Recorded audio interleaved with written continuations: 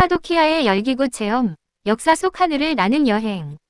카파도키아는 터키 중부에 위치한 독특한 지역으로 그 특별한 지형, 요정의 굴뚝, 그리고 풍부한 역사로 유명합니다.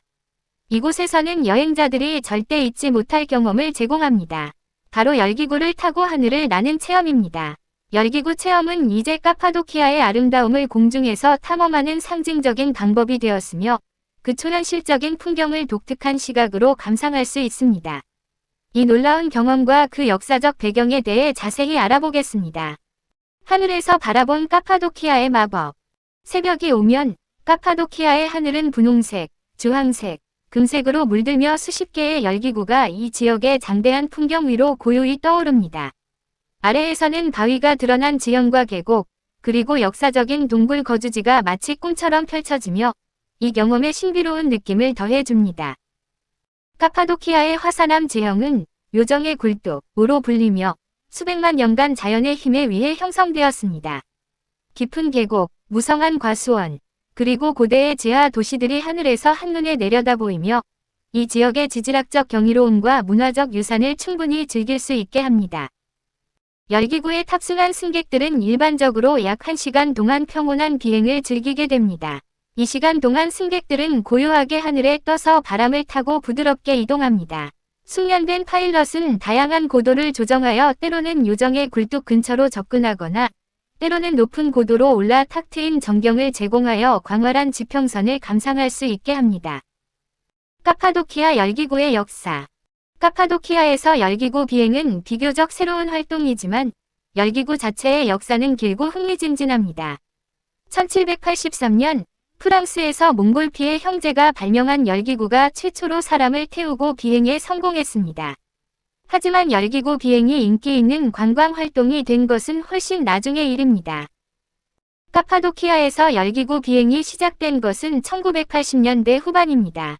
당시 이 지역은 이미 모험을 즐기는 여행자와 역사 애호가들을 끌어들이고 있었지만 상업적인 열기구 산업은 존재하지 않았습니다.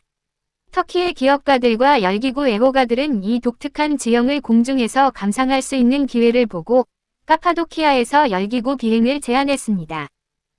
카파도키아에서의 첫 상업 열기구 비행은 1990년대 초반에 시작되었습니다. 초기에는 몇몇 업체만이 운영했지만 하늘에서 내려다보는 아름다운 경치가 입소문을 타면서 이 산업은 빠르게 성장했습니다.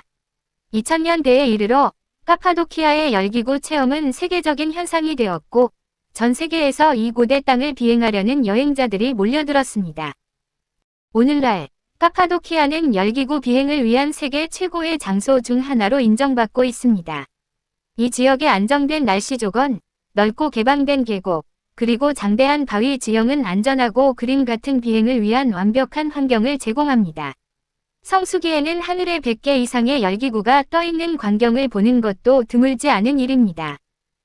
카파도키아 열기구가 특별한 이유. 카파도키아의 지형은 다른 곳에서는 볼 수 없는 독특함을 자랑합니다. 깊은 계곡과 자연적으로 형성된 마천루 같은 바위들, 그리고 화산암에 새겨진 고대 동굴 거주지가 이 지역을 특별하게 만듭니다. 열기구가 날아가는 유명한 계곡들에는 다음과 같은 곳들이 있습니다. 괴레메 계곡. 이 계곡은 야외 박물관과 요정의 굴뚝으로 유명하며 고대 기독교 교회와 수도원, 그리고 바위에 새겨진 동굴 주거지의 놀라운 경치를 제공합니다. 레드밸리. 이름에서 알 수 있듯이 이 계곡은 일출 시 더욱 빛나는 붉은 바위 지형으로 유명합니다. 로즈밸리. 이름처럼 이 계곡은 핑크색과 장미색으로 빛나며 이른 아침의 푸른 하늘과 완벽한 대조를 이루어 아름다움을 선사합니다. 피잔밸리. 수많은 비둘기 집이 절벽에 새겨져 있는 이 계곡은 수세기 동안 현지인들이 자연과 조화를 이루며 살아온 방식을 보여줍니다. 또한 카파도키아의 열기구 체험을 특별하게 만드는 것은 이 지역의 깊은 문화적 역사입니다. 공중을 날며 자연 경관뿐만 아니라 고대 문명의 유적을 볼 수 있습니다. 카파도키아는 히타이트, 페르시아, 로마, 비잔틴, 오스만 제국 등 다양한 문명의 터전이었습니다. 고대 수도원과 요새, 그리고 절벽과 지하에 새겨진 도시들이 여전히 남아있으며 이 역사적인 흔적을 직접 눈으로 확인할 수 있습니다. 체험 과정, 단계별 안내. 1. 새벽 전 픽업 및 아침 식사. 열기구 체험은 이른 아침, 보통 오전 4시에서 5시 사이에 시작됩니다. 호텔에서 픽업되어 비행 장소로 이동하고 도착 후 간단한 아침 식사가 제공됩니다. 이른 아침 출발은 장엄한 일출을 감상하고 안정된 기상 조건에서 비행하기 위해 필수적입니다. 2. 열기구 팽창 과정. 열기구가 팽창하는 과정을 보는 것도 하나의 특별한 경험입니다.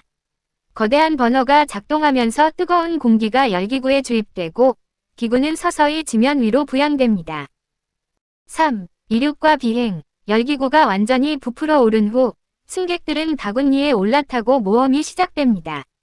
천천히 지면을 떠나 카파도키아의 아름다운 풍경을 마치 마법처럼 공중에서 바라볼 수 있습니다.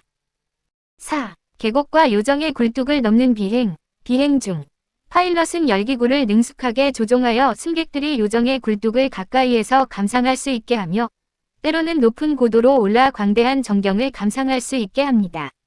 비행은 고요하고 평화로우며 승객들은 이 놀라운 경관을 사진에 담을 수 있습니다. 5. 착륙 및 축하 행사. 약 1시간의 비행 후 파일럿은 열기구를 부드럽게 착륙시킵니다. 착륙 후에는 종종 샴페인으로 축하하는 전통적인 행사가 열리며 이는 초기 프랑스 열기구 전통에 대한 경의의 표현입니다. 비행 인증서가 제공되어 이 특별한 체험을 기념합니다. 열기구 비행의 최적 시기.